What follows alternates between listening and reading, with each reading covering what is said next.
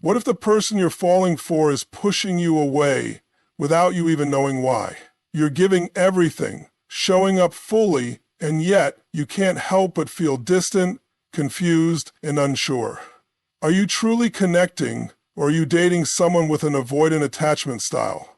Today, we're going to uncover the 5 signs that could change how you see your relationship and how you can take control of your emotional connection. One of the most difficult yet common experiences in relationships with avoidant individuals is the presence of emotional distance. It's subtle, yet deeply felt. You might be spending time together, sharing meals, sleeping in the same bed, but something is missing. That something is emotional presence. When you're dating an avoidant, you often find yourself trying to connect with someone who seems just out of reach, like trying to hold on to smoke. They don't necessarily shut you out completely. They might even be kind, funny, intelligent, but when it comes to deeper emotional conversations, they dodge, deflect, or shut down entirely. This distance doesn't usually show up in the beginning. In the early stages, avoidance can seem charming, confident, and even attentive. But as emotional closeness grows, they begin to pull back. It's not because they don't care, it's because closeness triggers discomfort. Vulnerability feels threatening. Emotional exposure is seen as a loss of control, and for someone with avoidant tendencies, that can be terrifying. So they protect themselves the only way they know how, by keeping others emotionally at bay. You might try to open up, share your fears, talk about your childhood, or express your needs, only to be met with silence, awkwardness, or a quick subject change. They may appear disinterested or dismissive, not because your feelings don't matter, but because they don't know how to respond without feeling overwhelmed. Their emotional bandwidth is limited when it comes to intimacy, and rather than stepping into connection, they retreat to safety. Over time, this emotional distance can leave you feeling lonely, even while physically together. It creates a dynamic where you're constantly questioning the strength of your bond. You may start to internalize the disconnection, thinking, maybe I'm too much, or maybe I need to stop asking for so much. But that's the trap. That's how emotional unavailability erodes your self-worth. Quietly, consistently, invisibly. In healthy relationships, emotional intimacy is the glue that holds everything together. With an avoidant, that glue is thin or drying up quickly. You keep giving more, hoping they'll meet you halfway, but they rarely do. Instead, they keep the walls up, protecting their independence at the expense of true connection. Recognizing this emotional distance for what it is, not a reflection of your inadequacy, but of their unresolved fears, is the first step in reclaiming your clarity and power in the relationship. Fear of commitment is one of the most telling and emotionally exhausting traits of someone with an avoidant attachment style. You may notice that no matter how much time passes or how much you invest emotionally, the relationship stays in a kind of limbo. It never fully progresses. They might enjoy spending time with you, they might even say they care about you, but when it comes to defining the relationship, making future plans, or taking the next step, they hesitate, stall, or completely shut down. This fear doesn't always present itself as a loud rejection. More often, it's subtle and confusing. They'll say things like, "Let's not rush things," or "I just want to go with the flow." At first, these statements may sound reasonable, even mature, but over time, you start to realize that the flow is always flowing away from deeper commitment. When you bring up topics like exclusivity, moving in together, or long-term goals, they become uncomfortable or distant. Sometimes, they'll even change the subject or accuse you of putting pressure on them. In reality, it's not the pace that scares them. It's the vulnerability and accountability that commitment demands.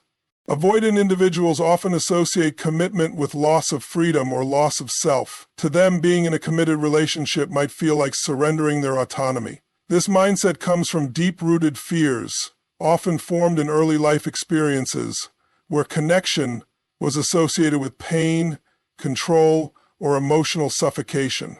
So when real commitment is on the table, even if it's healthy and loving, it activates those old fears. Their instinct is to protect themselves. And that means retreating emotionally, stalling progress, or sabotaging the relationship altogether. This fear can leave their partner feeling incredibly insecure. You might start questioning whether you're asking for too much, whether you're being impatient, or whether they just need more time. But how much time is enough? Weeks become months, and months become years, and still the relationship feels undefined. You're investing your heart into something that seems to fear being fully real. And the deeper irony is, many avoidants do crave connection, but the moment it gets too close, their defense mechanisms take over.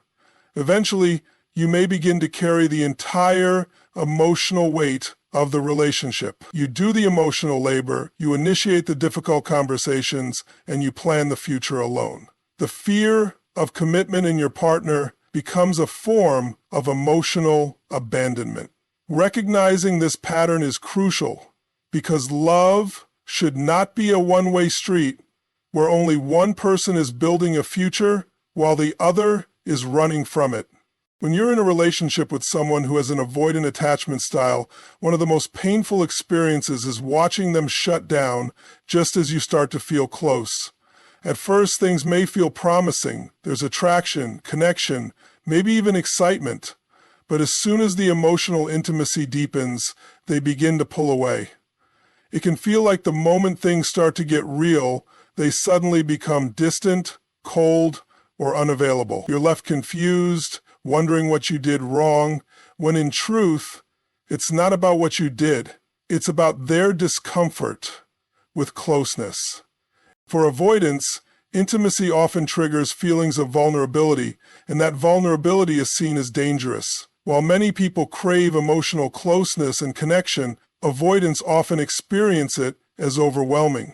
Their nervous systems are wired to interpret intimacy as a threat, not because you are threatening, but because deep down, closeness reminds them of past emotional pain, neglect, or suffocation. So even as you lean in with love and openness, they subconsciously move away in self-protection.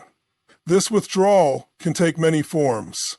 It might be physical, less touch, fewer cuddles, pulling away during moments of affection. It might be conversational. They become less talkative, avoid deep discussions, or give vague responses when you try to talk about feelings. They may also become irritable or defensive, especially if you ask for reassurance or express a need for more closeness. What you're seeking is connection, but what they're experiencing is pressure. The paradox is heartbreaking. The more you try to connect, the more they retreat. You might find yourself caught in a cycle, one where you're constantly trying to fix the emotional distance, thinking that if you just love them a little harder or say the right words, they'll finally open up. But avoidants don't respond to emotional pursuit the way secure individuals do. In fact, the more you chase, the more overwhelmed they feel. Their instinct is to regain space, to self-regulate by withdrawing, and this can leave you feeling emotionally starved and unworthy. Over time, this dance between intimacy and avoidance creates a pattern of instability. You begin to anticipate the withdrawal even before it happens. You stop expressing your needs out of fear that you'll push them away further. You begin shrinking yourself, emotionally tiptoeing around their discomfort, hoping to keep the peace. But real connection can't thrive in silence and suppression.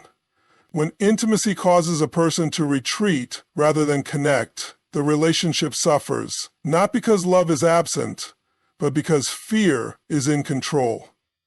When you're involved with an avoidant partner, one of the most frustrating and emotionally draining patterns you'll notice is the constant use of excuses and justifications. At first, it may not be obvious. They seem independent, maybe even thoughtful in their need for space. But as time goes on, you begin to recognize a consistent pattern. Whenever emotional closeness is required, whenever accountability or vulnerability is on the table, they have a reason not to show up. You'll hear things like, "I've just been really busy," or "I'm not ready for that kind of conversation," or even, "I don't like talking about feelings." These may seem harmless on the surface, even reasonable at times, but when they're used repeatedly to avoid depth, connection, or growth, they become emotional roadblocks. Instead of engaging in honest dialogue, avoidants deflect. Instead of leaning into a moment of emotional importance, they shut the door, gently but firmly. These excuses aren't always delivered with anger or cruelty. In fact, they often sound calm, logical, even caring. That's what makes them so confusing. It's not rejection in the obvious sense, it's rejection wrapped in rationality. It leaves you second-guessing yourself. You start to wonder if you're being too needy, too emotional, or too demanding. But what's actually happening is a pattern of emotional avoidance, where responsibility for connection is consistently shifted away from them. Avoidants are masters at justifying their distance. They may blame their career, their past relationships, their childhood, or even say things like, "I just need more time to figure myself out." And while those reasons might hold truth, they are often used to delay the emotional growth and engagement the relationship needs to thrive. It becomes a way to manage their anxiety about closeness without admitting it outright. Instead of saying, "I'm scared to be vulnerable," they'll say, "I'm just not in the right headspace." It's subtle, but powerful. And what makes it more painful is that you're left holding all the emotional weight. You're the one adapting, waiting, adjusting your expectations. Every time they avoid responsibility or a deeper conversation, you're the one bending, trying to make things work with someone who won't meet you halfway. These justifications slowly erode the foundation of trust and emotional safety in the relationship. It starts to feel like a constant guessing game. When will they open up? Will they ever change?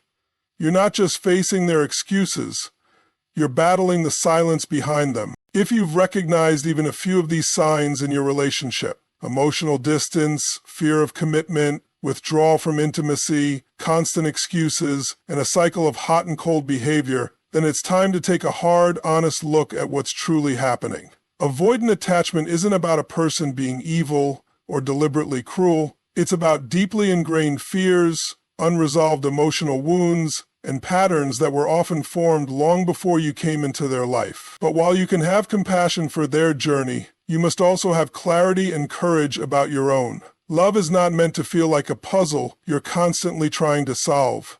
It's meant to feel like a place where you can breathe, grow, and be seen without fear. Relationships should be a two-way flow of energy, trust, and vulnerability. When you're dating someone with an avoidant attachment style, that flow is often blocked. You give more, you lean in more, you fight harder, while they pull back, retreat, and disconnect. You might begin to think that if you were just more patient, more understanding, or less needy, things would finally change. But that mindset keeps you stuck in a cycle of emotional starvation. Your needs are not too much.